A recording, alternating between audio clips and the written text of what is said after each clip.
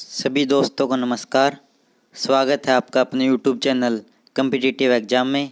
आज हम आपके लिए ग्राम सचिव की परीक्षा के लिए एक महत्वपूर्ण टॉपिक लेके आए हैं, पंचायती राज व्यवस्था, जो आपके ग्राम सचिव की परीक्षा के लिए बहुत ही महत्वपूर्ण है।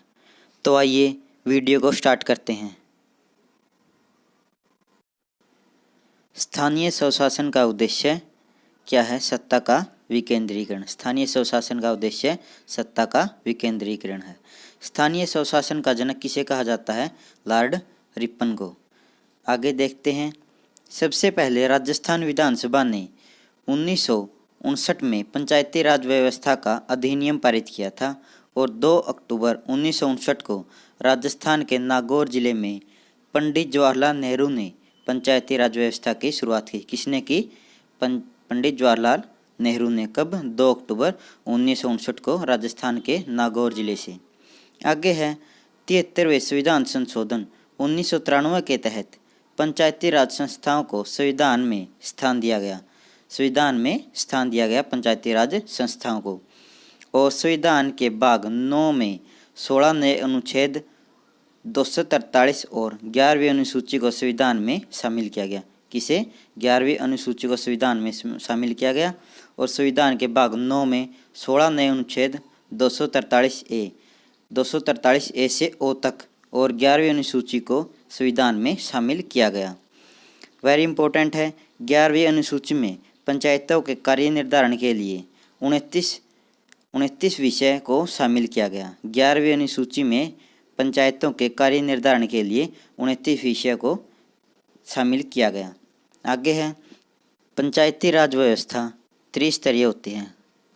ग्राम पंचायत, पंचायत समिति और जिला परिषद स्तर पर पंचायत राज व्यवस्था त्रिस्तरीय। ग्राम पंचायत, पंचायत समिति और जिला परिषद। आगे है बलवंत राय मेहता समिति 1957 में आई थी।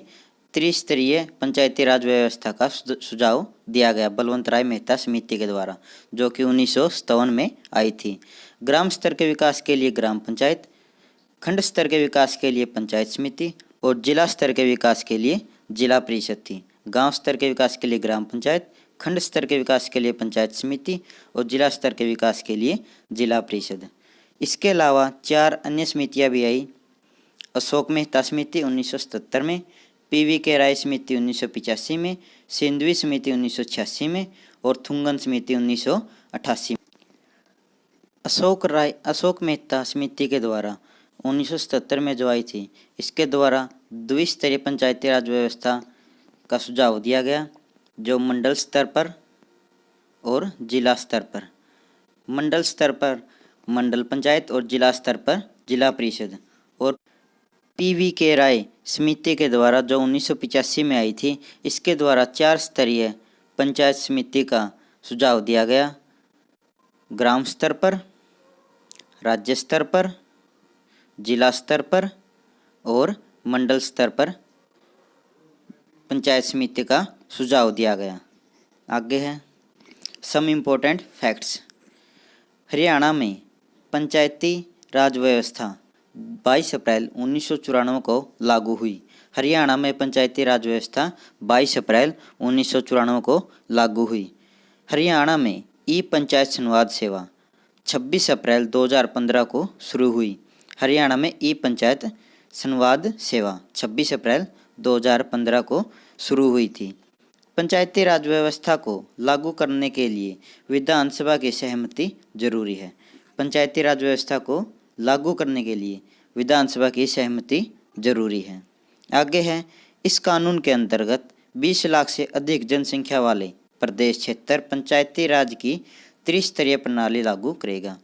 कितने? 20 लाख से अधिक जनसंख्या वाले प्रदेश पंचायती राज की त्रिस्तरीय प्रदेश क्षेत्र पंचायती राज की त्रिस्तरीय प्रणाली को लागू करेगा।